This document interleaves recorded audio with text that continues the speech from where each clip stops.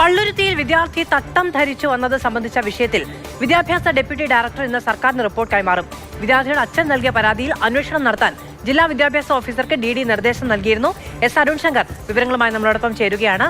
അരുൺ, ഈ കാര്യത്തിൽ ഇപ്പോൾ വിദ്യാഭ്യാസ മന്ത്രി കഴിഞ്ഞ ദിവസം നടത്തിയ പ്രതികരണമൊക്കെ നമുക്ക് ഓർമ്മയുണ്ട്.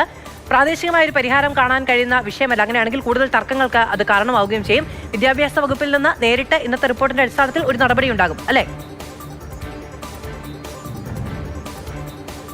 ഇതിൽ വിദ്യാഭ്യാസ മന്ത്രി ഇതിന് നിലപാട് വ്യക്തമാക്കി കഴിഞ്ഞിട്ടുണ്ട്. അതായത് സ്കൂളുകൾക്ക് യൂണിഫോം ഉണ്ടാകും, അത് പാലിക്കണം. അതോടൊപ്പം തന്നെ സെൻറ് ദാസ് സ്കൂളിൻ്റെ മാനേജ്മെൻറ്റ് പക്വതയോടുകൂടി ഈ വിഷയം കൈകാര്യം ചെയ്യണമായിരുന്നു എന്നതായിരുന്നു വിദ്യാഭ്യാസ മന്ത്രി പറഞ്ഞത്. എന്തായാലും ഈ വിഷയത്തിൽ ഇന്ന് സംസ്ഥാന സർക്കാരിന് മുന്നിലേക്ക് റിപ്പോർട്ട് എത്തും.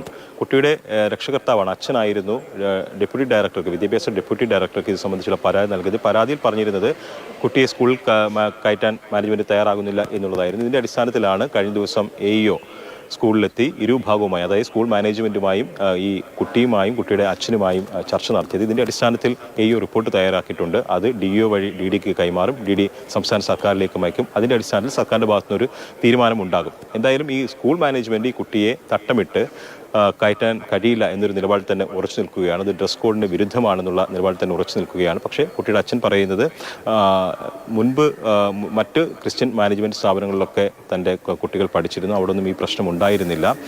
ഇവർ ഇനി ഈ ശിരോവസ്ത്രം, അതായത് തട്ടം ധരിച്ച് മകളെ കയറ്റാൻ അനുവദിച്ചില്ലെങ്കിൽ ട്രാൻസ്ഫർ, അതായത് TC വാങ്ങും എന്നുള്ളതാണ് അറിയിച്ചിരിക്കുന്നത്. എന്തായാലും നിലവിൽ സ്കൂളിന് പോലീസ് സംരക്ഷണം നൽകിയിട്ടുണ്ട്. കാരണം ഈ വിഷയം ബന്ധപ്പെട്ട് ക്രമസമാധാന പ്രശ്നം ഉണ്ടായി എന്നുള്ളതാണ് മാനേജ്മെൻറ്റ് പറയുന്നത്. ഇതിൻ്റെ അടിസ്ഥാനത്തിൽ കഴിഞ്ഞ ദിവസം ഒരു ഹൈക്കോടതി സമീപിക്കുകയും പോലീസ് സംരക്ഷണം ഹൈക്കോടതി നൽകുകയും ചെയ്തിട്ടുണ്ട്. ഇതിൻ്റെ അടിസ്ഥാനത്തിൽ നാളെ സ്കൂൾ തുറന്ന് പ്രവർത്തിക്കും. എസ് അരുൺ ശങ്കറാണ് വിവരങ്ങൾ നൽകിയത്.